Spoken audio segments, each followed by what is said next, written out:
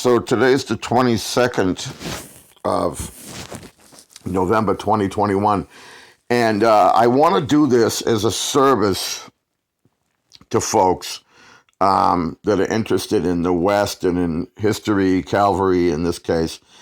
The Cavalry, the U.S. Cavalry, there's an article that I have from a magazine from November 1960. So it was I was about a year old when this article came out.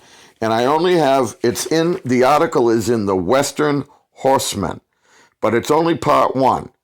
The Western Horseman, November 1960. So I guess if you get December, and I'll try to find that and get the part two of the article. But right now, I'm only going to read to you November part one, November 1960.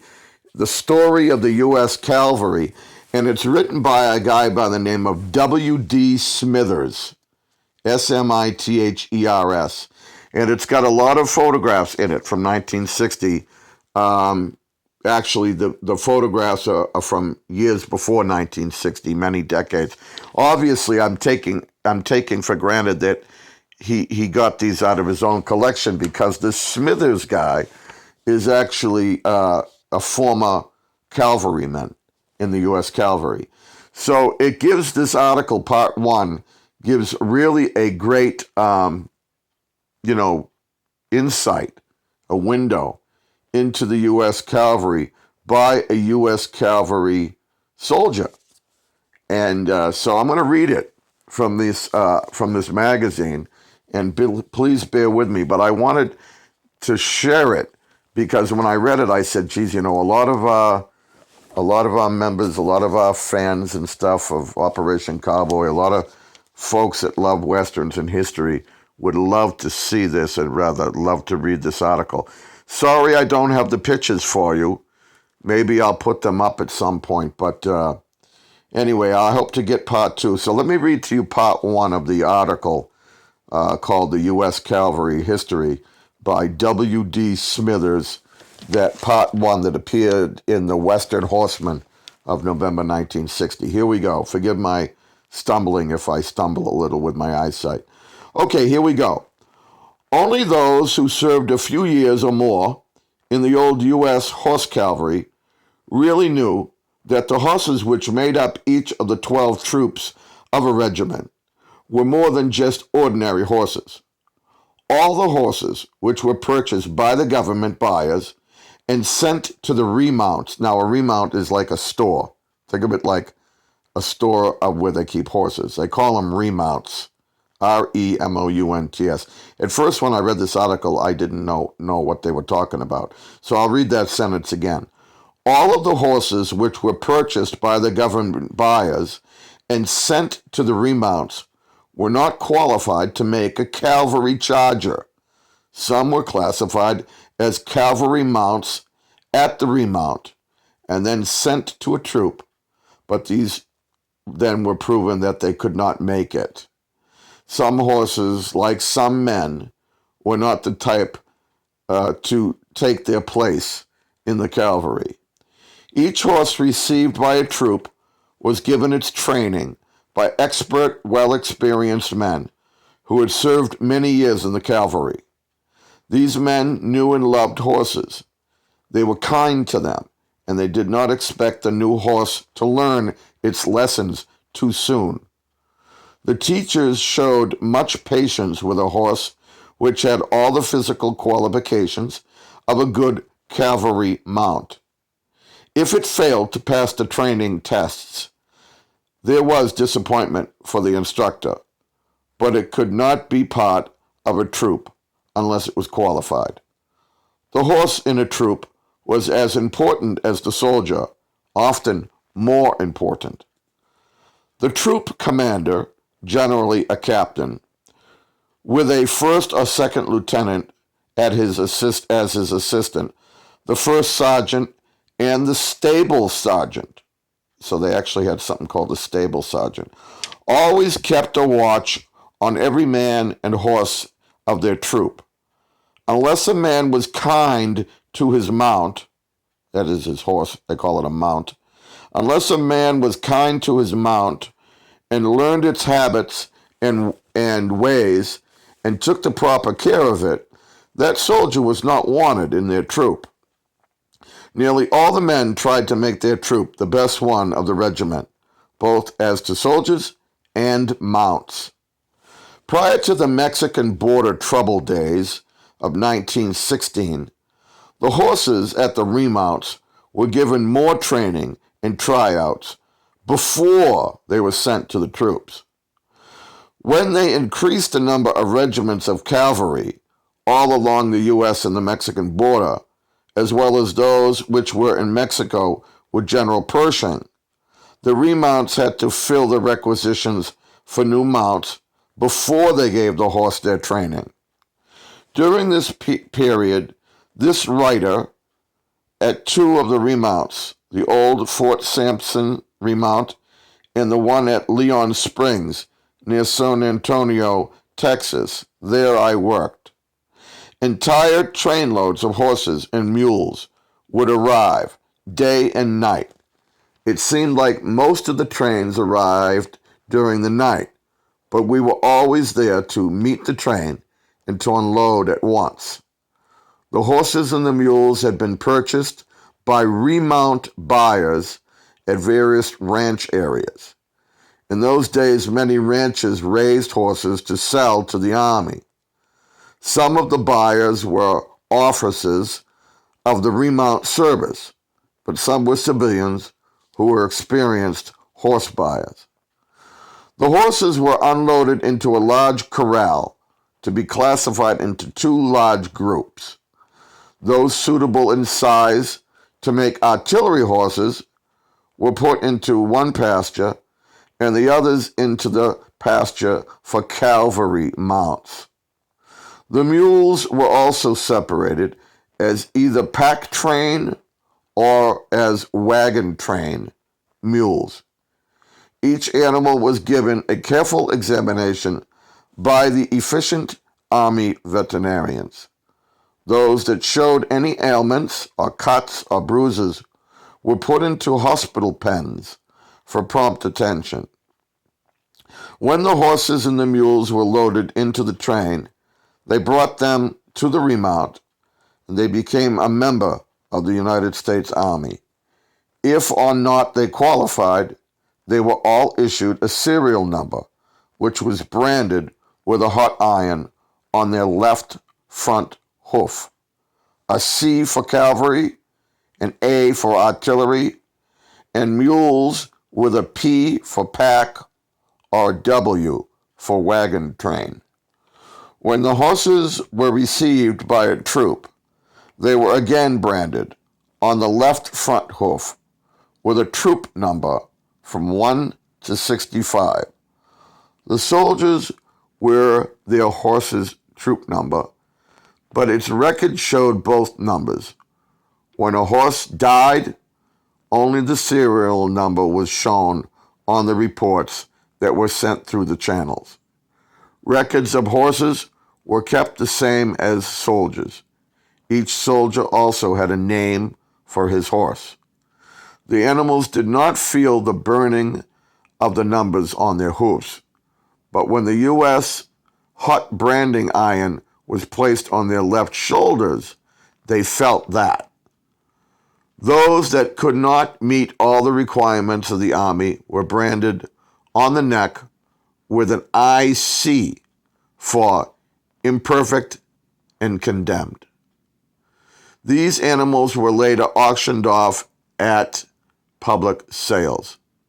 The condemned animals were good horses and mules, but they had some faults which made them unsuitable for Army life. A service record was started for each horse and mule at the time he was branded, and that record went wherever he went.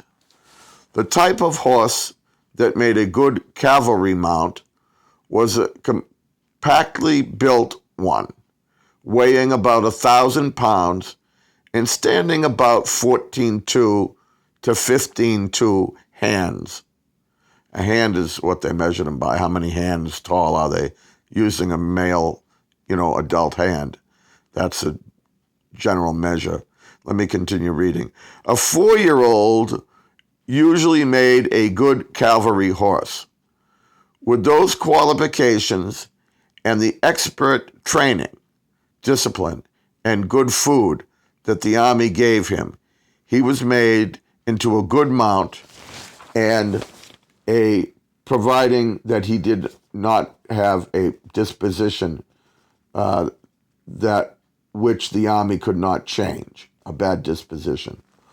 A horse that was too nervous or sensitive to noises could not make a good cavalry horse unless it could be cured of all those faults, since in the cavalry there was plenty of noise, especially the many bugle calls. It was remarkable how the horses understood the different bugle calls. It was often said that some of the horses knew them better than their riders. Anyone who has seen a regiment of cavalry in review with their mounted band playing those marches knows that the horses enjoyed the music, showing it by their steps and by the way that they held their heads, being so alert. A troop bugler, when not on duty, would ride off alone. A troop bugler, when not on duty, would ride off alone out of hearing from the camp in order to practice some of the calls on the bugle. He would have to hold back his horse to keep it from carrying out one of the calls that he would be playing or blowing in his practice. Cavalry would average 6 to about 6.5 miles per hour in marches of about 30 to 35 miles a day, and they could maintain that average indefinitely with 1 day's rest out of each 7. On longer distances, the average was about 5 miles per hour. At the start of the Pershing expedition into Mexico, the 7th and the 10th Cavalry, in 1 day, traveled over rough mountainous country 68 miles in 13 hours. Later, when a part of the 7th Cavalry, in command of Colonel George A. Dodd, who was 63, was on the hot trail of Villa's army, it marched about 400 miles in 14 days, with only 1 day of rest. This was about 28.5 miles a day, but most of the march was made during the nights. They were in hostile country where even their civilian scouts did not know the region and had outrun their suppliers in the pack trains, and they had to live off the land. Instead of oats, the cavalry horses were used to getting daily. Instead, they learned to eat corn, and the soldiers were able to purchase some of that corn from friendly Mexicans and the grass that they were able to find. Still, when they overtook the Villa bandits, a charge was made which routed the bandits. Our losses were 5 men slightly wounded, although 30 bandits were killed, an unknown number wounded, and 13 of their horses with 23 mules captured. The Pershing expedition was a severe test for the cavalry horses and the troopers. During the 10 months that they were in Mexico, they traveled the roughest, most mountainous regions in Mexico. Days were very hot, but the nights were extremely cold at those high altitudes. Moving fast and often, they generally outran their supply lines, forcing them to live off the land, but they paid for what they could get from the natives. Much of the feed for the horses was bought by the officers. I've got to turn to page 79 here. Much of it was bought by the officers. All right.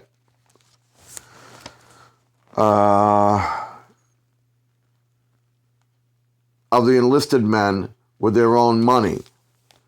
Some was purchased by receipts which were paid off by the American consul at Chihuahua City, and later Mexican money was turned over to the troop commanders so they could buy corn and fodder for the horses and beef and beans for the men. Had it not been for the ability of the soldiers in caring for their mounts, the number of casualties would have been much larger. Often the long, hard rides were made by overstraining the endurance and the ability of the horses, but the mounts held up to the breaking point. A few were exhausted on the rides and were unsaddled and left to recover by themselves. A few had to be put out of their misery. Some of the casualties were at night, at the end of the exhausting march, while they were on the picket line. They always held their place in the column, although they were worn out. The loss of a horse was like the loss of a man to a troop. An example of the troop losses can be understood from a report of one of the provisional squadrons. The squadron was part of the 11th Cavalry during about a 2-week period in which it had traveled some 691 miles in Mexico. The reported losses were 32 horses and 6 mules out of nearly 300 animals. Had it not been for the hours that the men spent rubbing down and caring for their mounts after the long rides, the number of losses among the horses would have been much greater. Many times the men were very tired and needed rest, but they took care of their horses first. Each man in his saddlebag carried shoes, curry comb, and brush for his horse. At every stop the troop made, the men would examine each hoof. If the shoe was loose, it would have to be renailed. If lost, the mount would have to be reshod. The weight carried by a cavalry horse averaged a little more than 200 pounds. This is figured with an average of 150 pounds for the man. Constant relief was given to the horse by the soldiers dismounting and walking part of the march ahead of the horse. This was a relief to the soldier too. The speed of the greats of the cavalry were walks at 4 miles per hour, and the trot was at 9 miles an hour. But where the country was reasonably level, it was found that when the trot was at about 7 miles per hour, it tired the horses out less than the constant walking, and the speed of the gallop was about 12 miles per hour. Horses served as good soldiers for the United States during the 167 years from 1775 to 1942 in which they were used in the cavalry.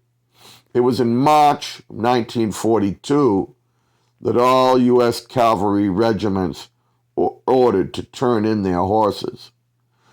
The regiments were then motorized, but were allowed to retain their old regiment numbers and their troop letters. It was some of the old cavalry outfits which made the splendid records against the Japs in the South Pacific during World War II. There is now a movement to erect a national monument to the U.S. cavalry horse. It should be done, as they deserve the full credit which they earned, both as good soldiers and as good horses. And then it says here it's continued next month, part 2. I'd like to find part 2. I hope you enjoyed the reading of this article. Again, the article I read is from the the November 1960 cover story. It's right on the cover. There's a great picture of a charging cavalry man, by an article in that November 1960 magazine. The magazine is called The Western Horseman, and I think it's still being published, although I'm not sure. The Western Horseman, by one of the old cavalry soldiers. I'll try to, like I said, to get a hold of the new, or not the new, but part 2, and I'm hoping that I can find that. And I hope you enjoyed this this reading. I'll do more. I'm going to do one on the Stetson hat, the Stetson cowboy hat. Quite interesting. Once again, taken from this series of magazines that I purchased. Bye-bye.